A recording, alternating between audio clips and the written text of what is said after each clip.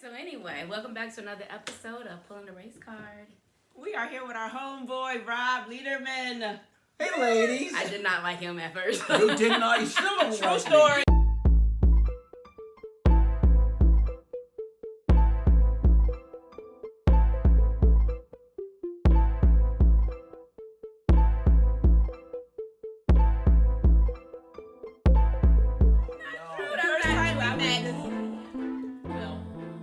Check his vibe. I was trying to check his vibe before we even. No, I did not. I said, "Am I I heard some dark things, enough?" and I was just like, I got to see what this man really is mentally, So, Oh. but he's Well, two people. Swing and a miss on the mentally.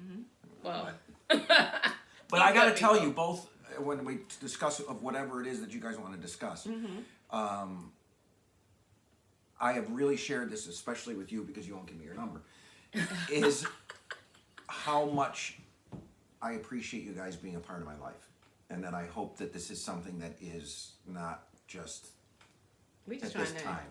Oh, I mean it. beautiful. I told your husband I wanted to break bread with him. I know. He told me that. I told him that's not going to happen, but okay. I'm just playing. So we are here today. I mean, we've been all over the news. Buffalo, New York. Yeah. What happened on Saturday? Was it May 14th? Yeah. 2022 with the shooting at the Tops Friendly Market, and we're just really still trying to wrap our heads around what's happened. What's so crazy is the first person, I'm not going to say the first person, the first white person that reached out to me. You see his face? Yeah, no, because we talked about this. It was just like, I have a lot of white friends. I know that's not what you're supposed to say, right? But I mean, just to have this conversation, to be able to explain what I'm saying. And I felt like they didn't reach out, and I was feeling some kind of way. I'm like, is it because they don't know what to say? And I started to feel some kind of way. Like, did they not really care about me? Because they got to know that I'm going through something right now. So Rob, so Sunday morning, just to give you a little bit of background, I'm getting ready for church, and I get a text, and it was just basically, he's like, really, he don't know what to say, but he just feels really bad. So that was the first thing he said, and I said, well, you know what? We talked about what we're going to talk about today, and I said, hey, why don't you come on our on our what?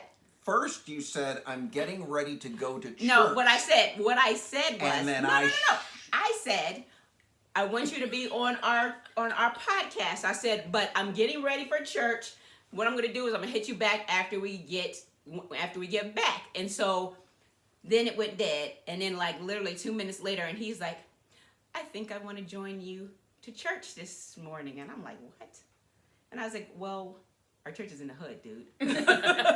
He was like, address. And so I gave him the address, gave him the name of the church, and he showed up. Yeah. And I just thought it was just. It was very touching. It was touching. Was it? Yes, it was. You know why?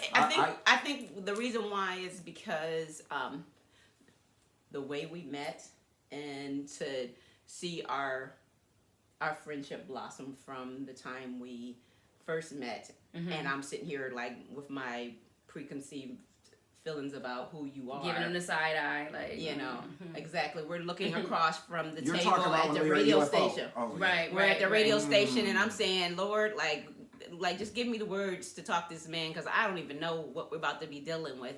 And then to go from there, I'm sorry, I'm just being honest. So to go from there to like now we're, you've met my family, you've met, you've been to church with us, you've seen us, seen me play the drums. You just did, but you just did. So I just thought that was... Like, oh my God, she's a black Karen Carpenter. You don't know anything about black Karen Carpenter. I'm sorry, I just lighted myself up there. Yeah, okay. So really what we wanted to talk about, and this is really a serious thing, is just about social media and this racism and how it's really gotten out of control, per se. Should we say how we met and why we met? I worked at a radio station. I said something pretty stupid. He always has to tell this story, but well, I'm gonna let him. people may not know. Okay. And so that you kind of understand. Google Rob No, Lederman. don't. Okay. Don't Google Let him tell his own story. No. I said something on a radio station here that exploded nationally. I lost my job, and I was incredibly confused by everything because I'm a comedian, and I never meant for my words to hurt. And I start through our friendship and from learning, I'm realizing that you kind of have to understand the history of words before you understand the impact that it's going to have on people. And I am learning, and I'm 62 years old, and I'm still learning, but my heart hasn't changed. So there you go. I just wanted to establish it so that people know where this is coming from, because I was a part of social media, and I was fired, and I said something stupid. And what he said, because that was my joke. Okay. Okay. Okay. So, Okay. yeah. All right. No. No, because- my joke, what? So it wasn't really a joke, but he referred to women using toaster scales. Toaster settings. This toaster settings, okay? So does that, I don't want to get into the the first whole thing. No, because the first thing I said, the first thing I said when I met him, I said, so what am I at 2.5, 3, 4? So I was really trying to make him uncomfortable. Like, I love my black skin. I don't care. I'm a 3. I think I'm 3. I'm a 10. I'm a 10. Not according to toaster skills. But anyway, I'm red. Okay, guys, seriously. Seriously. Okay. Ask me whatever you want to ask me. Okay, so what we want to talk about today is the power of your platform.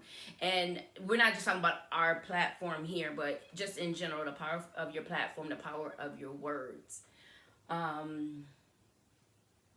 me anything that you want. What do you want to ask me? I want you to talk about what we were just talking about when you were sitting over at the couch. Well, you asked me something, so that's what. What did I ask you? I am.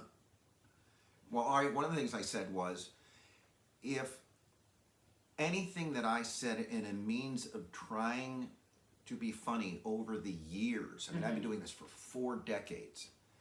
If anything that I said was something that was heard by somebody that did such a terrible act and looked at me as something that is feeding what they needed to hear in a comedic sense, it's too much for me to grasp that a word that is said in humor could feed someone's anger. Yeah. I don't know if I said that right. Right. No, you did. So. And if you're talking about social media, I'll tell you what scared me the most about this I'm going to come off old, but this generation that is using social media as a means of understanding and getting their information. So I have a comedy club here that I've had for years. Saturday, everyone in this entire city was looking at their phones and figuring out what was going on. And I'm at the club, and everybody's panicked about what's going on at Tops. Then, and I don't know if you guys heard this, but then somebody posts a video of themselves saying, I'm at Bob Evans. Did you hear about this? No. I'm at Bob, and he's whispering, and you see the guy, and it's going all over the club. I'm at Bob Evans, and I'm being held hostage. The guy that came to Tops came here in a van with 5 other people, and they're all set all over the city. And so they ended up closing off part of Niagara Falls Boulevard where that Bob Evans was in Evans, and it ended up, Bob Evans was, and it ended up just to be crap that people were doing to get attention on the internet, and nobody's fact checking, nobody's checking to see where this is coming from, and this whole generation that's using that as their information is looking at it as fact, and it ended up to be all crap. Right. That brings me to a video. So you're right about that. Most of the people, most of this generation, they're looking to social media as being that's their news, and they're buying into it. And so the thing that's being put out there is the replacement theory right now, right? And I'm gonna send you guys to a video clip. So that you can watch it for yourself, so I don't have to explain it, because the guy that explained it so clearly about the replacement theory versus what is actually happening, and the population that is expanding. So we're going to take you there now. Charles Blow, it's a pleasure to have you here, a new guest at this table, virtual table. I want to start first with your reaction about what this conversation should look like. Well, I think it's been a bit muddied, and we need to unmuddy it, right? There is a replacement fact, and then there's a replacement theory. There is a demographic fact, according to all estimates, that white people will be replaced as majority of the American population in this country by people who are non-white. That's just a fact. You can feel about however you want to feel about it. A lot of white supremacists are terrified by it. There are some people who are encouraged by it. They think more diversity is a good thing, but it is a fact. There are certain southwestern states that will, in the coming decades, become majority Hispanic, not just majority minority, but majority Hispanic. It's a fact. You can feel about it however you want to feel about it. The theory part of it is another thing, which is that this is a plan by Democrats or Jewish people or whomever, and they're orchestrating this rather than it being a fact that is born out of basic migration and reproductive data. That is the universe that we need to be dealing with. And the problem becomes that this is all, the Republicans will never be satisfied dealing with it. The only way for white people to keep the numerical majority is for the country to shrink.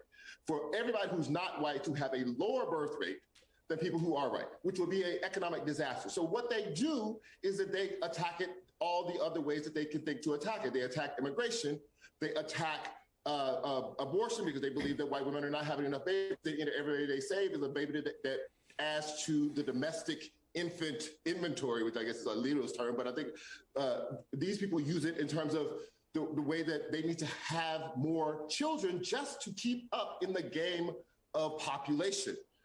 That is not going to stop. They're going to go after birth control. They're going to go after LGBT people because they believe that that is also siphoning away people who could be having children who are white. And here's the great irony of all this. It is not actually Black people who are going to be the replacements, right? If you look at all the projections, the percentage of Black people is going to hold relatively steady.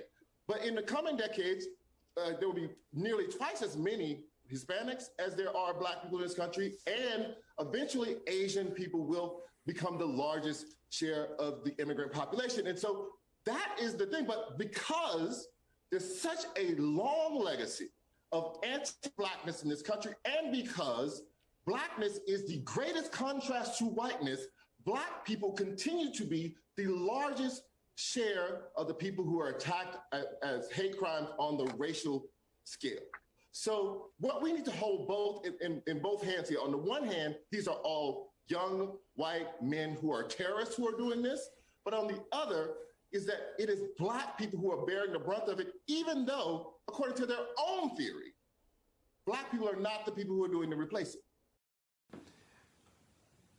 I have heard from people that are not looking at this as racist, which it is, but in hearing what that gentleman said, I have heard from white people, we need to start having more babies. Mm-hmm.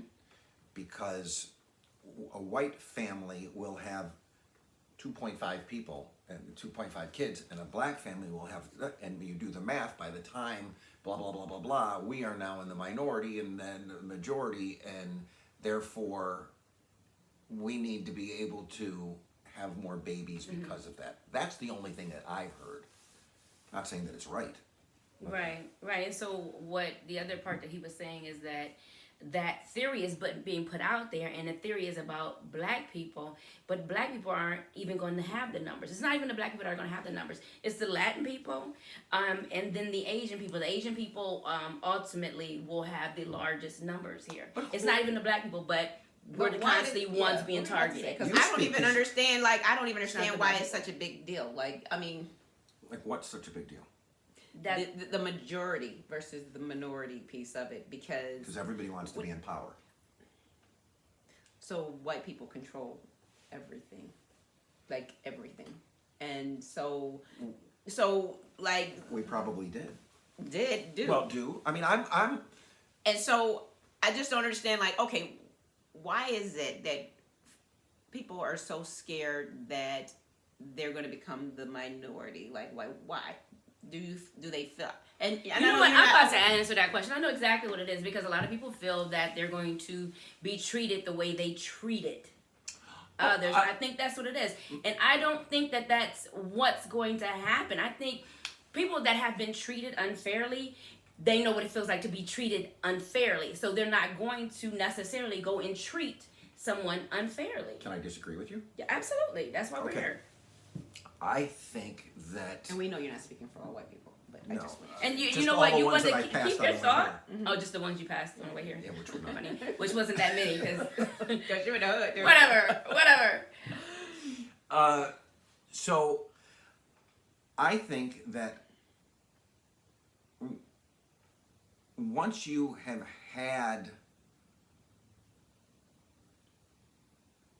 once you've been in control, I'm trying to think of a good analogy. If I am white and I've always been driving a brand new car, somebody that had a shitty car and is driving a junker, I'm never going to want to be put in that position of having to drive that car because I'm used to driving this car. But that doesn't mean that that person that's driving the junker is going to go, I'm never going to want to, if I ever had that kind of car, I'm not going to be that kind of person because I knew where I came from. I think it's just a matter of you don't want to lose anything. Okay, so I hear what you're saying. Because I know people that have BMWs. Too. So I hear white what you're trucks. saying, but I have to disagree with you because of the simple. Okay, it's two pieces that I want to talk about. Just because the power shift changes does not mean you have to downgrade your car. So the second thing is historically, if we go all the way back to ancient Africa, we were on top. We were going and we were sharing our wealth though. I wasn't there, where we went but wrong. we were sharing. That's probably where we went wrong. We gave too much knowledge We to were sharing our everybody. wealth. Listen, we had the first universities. We had the first the medical procedures. The actual father of medicine We taught people is how to actually circumnavigate. African. How am I supposed to know that if that's not taught to me? Exactly. So my point in saying that is, with the power that we had, we were sharing. It wasn't about, oh, I got to keep this for me because if I don't keep this for me,